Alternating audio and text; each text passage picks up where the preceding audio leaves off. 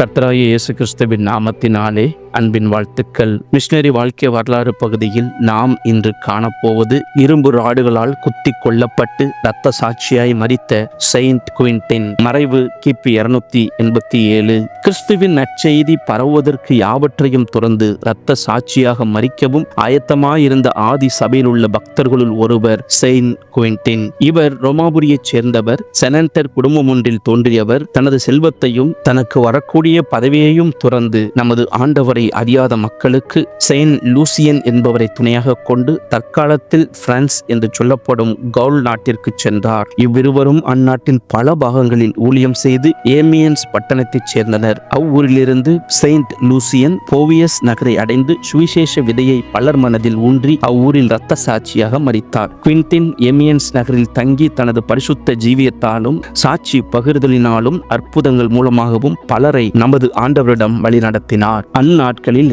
ரெக்டியஸ்வராஸ் பிரிக்பெக்டராக நியமிக்கப்பட்டான். அவன் அநேக கிறிஸ்தவரை வாளுக்கு இரையாக்கி இரத்த சாட்சிகள் தொகை அதிகரிக்க காரணமாயிருந்தான். கவுல் நாட்டின் 2ஆம் பகுதிக்கு தலைவனான இந்த வைரஸ் தனது சுற்றுப்பிரயாணத்தில் ஏமியன்ஸ் நகரில் கிறிஸ்தவர்களின் தொகை அதிகரித்திருப்பதை கேள்விப்பட்டு மூர்க்கம் கொண்டு செயின்ட் குவின்டனை சங்கிலிகளால் கட்டுவித்து காவலில் போடுவித்தான். மறுநாள் அவரை தன் முன்னிலையில் கொண்டுவரச் செய்து கிறிஸ்துவை குறித்து பிரசங்கிக்கவும் மக்களை கிறிஸ்தவர்களாக ஞானஸ்நானம் கொடுக்கவும் கூடாதென்றும் மீறி அப்படி செய்தால் தண்டனை அளிப்பதாகவும் பயமுறுத்தினான். குவின்டின் அந்த உத்தரவுக்கு கீழ்ப்படிய மறுத்தபோது அவரை இரக்கமின்றி வாரினால் அடித்தான். பின்னர் அவரை சிறிய சிறையில் போட்டு சிநேகிதரும் கிறிஸ்துவின் அடியார்களும் அவரை அணுக அனுமதி கொடுக்காதபடி அவரை கொடுமைப்படுத்தினான். இந்த கிறிஸ்துவின் பக்தனோ வர வர கிறிஸ்துவில் பலப்பட்டு சமாதானத்தின் கர்த்தரால் மன சமாதானம் அடைந்து சிறையில் கிறிஸ்துவை பாடி துதித்துக் கொண்டிருந்தார். பின்னர் அவரை சிறை கூடத்திலிருந்து வெளியே கொண்டு வந்து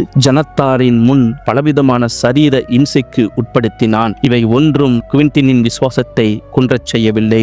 ரெக்டியஸ்வரஸ் ஏமியன்ஸ் பட்டணத்தை விட்டு போகும் காலம் வந்தபொழுது குவின்டினை அவ்விடம் விட்டு வெர்மாண்டி நாட்டின் தலைநகரான அகஸ்டா வெரோமான் சோராம் என்னும் பட்டணத்திற்கு கொண்டு போனார்கள். அங்கு கிறிஸ்துவை மறுதளித்தால் அவருக்கு பல சலுகைகளும் பதவியும் கொடுப்பதாக வைரஸ் வாக்களித்து குவின்டினை கிறிஸ்துவை விட்டு பிரிக்க முயன்றார். அதன் பயன் ஒன்றுமில்லை என்று கண்டு எரிச்சல் அடைந்து மறுபடியும் சகிக்க முடியாத சரீர வேதனைகளுக்கும் கொடூரமான சித்திரவதைகளுக்கும் அவரை உட்படுத்தினான். கழுத்திலிருந்து முழங்கால் வரை 2 இரும்பு கம்பிகளை பிரயோகித்தும் விரல் நகங்களுக்குள் மெல்லிய இரும்பு ஆணிகளை புகுத்தியும் தலையில் தசையுள்ள பாகங்களில் கம்பிகளை குத்தியும் கொடுமைப்படுத்தினான். ஆனால் குவின்டினோ எல்லா உபத்திரவத்தையும் சகித்து கிறிஸ்துவை மட்டும் மறுதலிக்க தயாராக இருக்கவில்லை என்பதை கண்டு வைரஸ் குவின்டினுடைய தலையை வெட்டி போட்டான். இது கிபி 287 வருஷம் அக்டோபர் மாதம் 31ஆம் தேதி நடந்தது. அவர் சரீரத்தையும் அடக்கம் பண்ண விடாமல் சோம் நதியில் எறிந்தான். சில நாட்கள் கழித்து சில கிறிஸ்தவ விசுவாசிகள் அச்சடலத்தை எடுத்து பட்டணத்து அருகிலுள்ள குன்றின் பின்னர் எபிசியா என்ற இடத்தில் அடக்கம் பண்ணினார்கள். அதற்கு பிறகாக ஒரு கிறிஸ்தவ பெண் அந்த இடத்தில்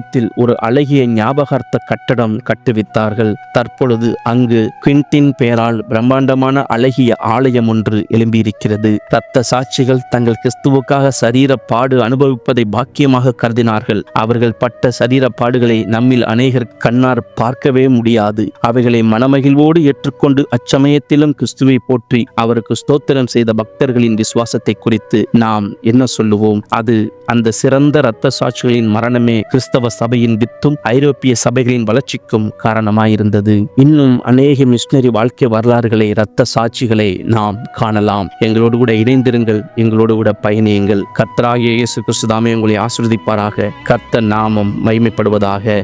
ஆமென்.